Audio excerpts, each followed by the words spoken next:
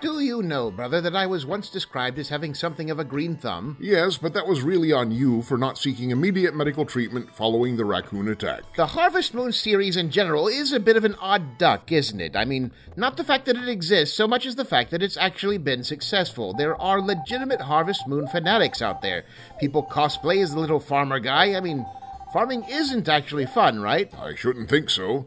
It involves a great deal of hard labor, and every evening you run the risk of tracking cow poop into your living room. And yet the fandom continues. You can buy plush toys of the fat little Harvest Moon cows and chickens, do an internet search for Harvest Moon fan art, and, well, you know how internet fan art goes. All too well, brother. And all of this for a game series whose mechanics haven't fundamentally evolved at all since 1997. This was a franchise that actually managed to be more iteratively conservative than Pokemon. 5 years pass, they let you play as a girl. 10 years pass, add in a sheep.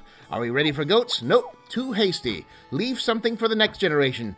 I think the developers were all secretly Ents. But there actually has been one major shakeup, brother. The series is titled Story of Seasons now, correct? Well, I'm not going to delve into licensing minutiae, brother. The truth is, the real evolution of the Harvest Moon series has been external. Certainly the aesthetic knockoffs, like Farmville and its ilk, form one arm of the legacy, but for a more direct connection, look at the game Stardew Valley.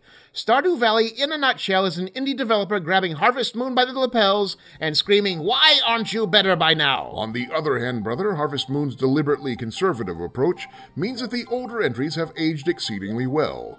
Even today, one can jump into the SNES original and experience the gradual transition from engagement to boredom on almost exactly the same timescale as gamers in the 90s. You know, despite being a series that sells itself on the imagery of a simple, peaceful life, the little farmer guy's existence is kind of a hellish nightmare. Every day is a razor-thin race against an ever-ticking clock, counting down the minutes until he collapses from exhaustion or his heart explodes. Run out of time trying to water a turnip or brush a cow? Your reward is sickness, pestilence, starvation, and death. And he's juggling all this while trying to win a wife with whom he can only communicate via an uninterrupted stream of expensive bribes. New York ad men lead less stressful lives.